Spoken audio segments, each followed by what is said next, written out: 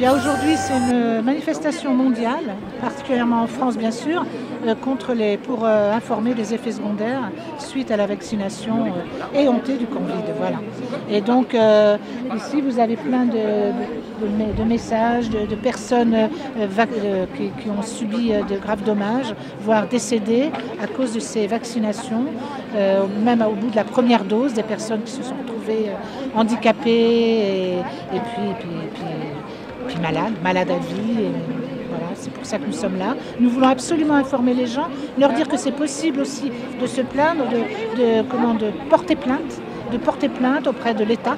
Parce que c'est l'État qui est responsable, parce que Pfizer a fait signer une clause comme quoi il se dégageait de la responsabilité des effets éventuels, des effets secondaires éventuels. Donc c'est l'État, donc il faut porter plainte contre l'État.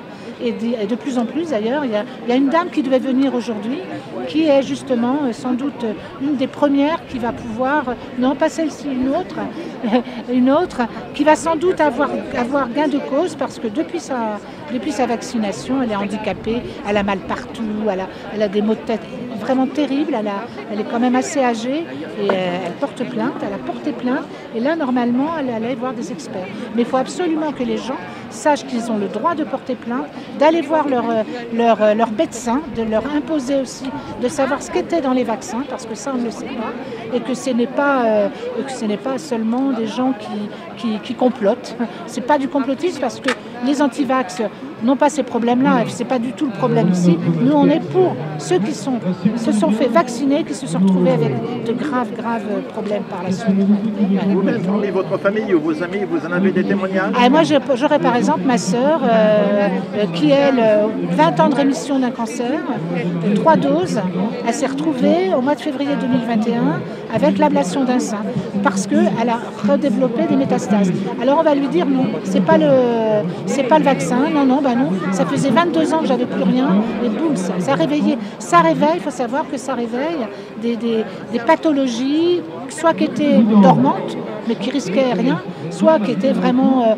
il n'y avait rien, quoi. Il y a beaucoup, oui, bien sûr, autour de moi, oui. Alors il y a des gens qui ne veulent pas, parce que maintenant c'est un peu loin le Covid, vous voyez, on ne veut plus, enfin, c'est quand même trop loin. Il aurait fallu que les gens se réveillent tout de suite, dès la première, eh ben non. Alors ils disent, non, c'est pas à cause du vaccin, vous aviez une pathologie latente, etc. Mais non, quand on a 17 ans, on n'a pas de myocardite.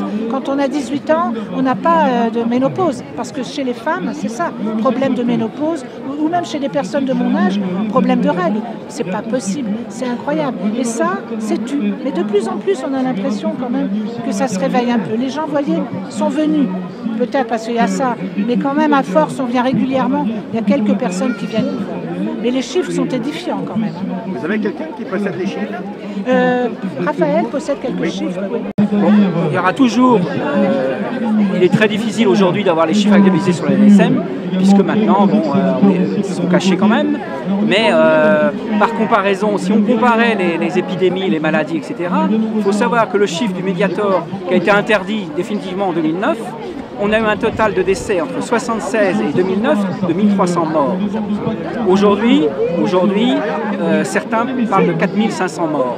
Et dans une interview sur le conseil municipal de Nice, qui est paru sur les réseaux sociaux, en off, un homme politique parle de 6500 morts, voilà, que je ne citerai pas. Mais donc on a, de toute évidence, il y a des décès et il y a des effets indésirables. Dans certains pays, il y a quand même un effort. En Angleterre, en Allemagne, je crois qu'il y a déjà des efforts pour aider les gens qui sont avec des effets lourds, indésirables. En Allemagne, c'est fait, avec des regrets plus ou moins marqués. Mais en tout cas, il y a une action qui est faite. En France, on s'aperçoit que ça passe sous la trappe.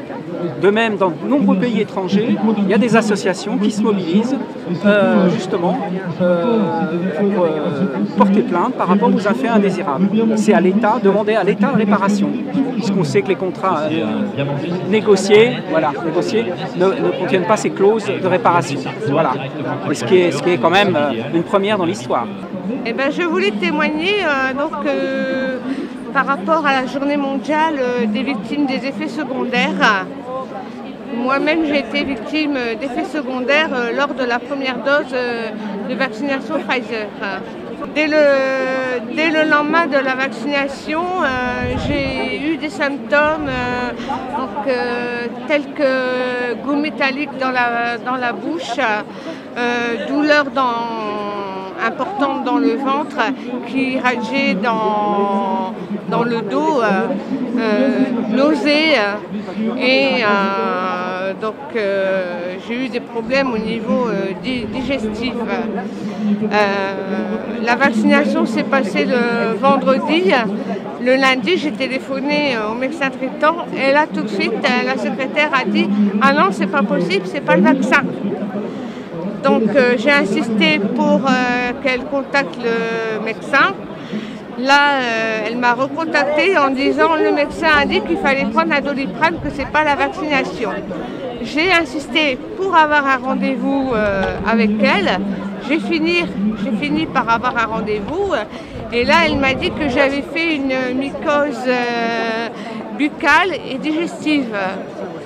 Après elle m'a dit que j'avais fait une gastro. Donc là je suis allée voir un autre médecin homéopathe qui lui m'a dit ça peut peut-être être dû à la vaccination. Finalement au bout de 3 semaines, comme j'avais toujours les symptômes, je suis allée aux urgences. Donc, qui m'ont fait faire des analyses. Et là, dans les analyses, il y avait un taux de lipase assez important. Et ils ont dit qu'il y avait une suspicion. Donc, je dis bien, ils n'ont pas avéré, mais ils ont dit qu'il y avait eu une suspicion de pancréatite médicamenteuse. Et aujourd'hui, comment vous êtes ? Je vais mieux parce que j'ai également contacté l'ONG Soigner Heureux et je suis tombée sur un médecin, une spécialiste gastro-entérologue et pathologue qui, elle, m'a donné le nom de produits pour détoxifier mon corps.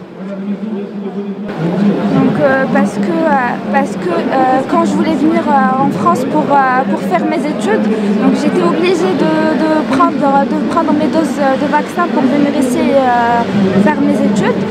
Et après avoir fait le vaccin, j'ai remarqué des symptômes comme des repousses de poils qui étaient anormales, des douleurs au niveau des règles et aussi un trouble hormonal des kystes en ovaire.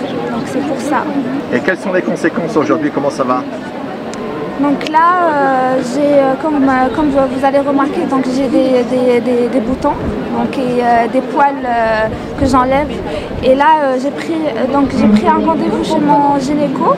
Et elle m'a donné une pilule, mais après ça donne des symptômes. Je tourne dans un cercle vicieux. Voilà.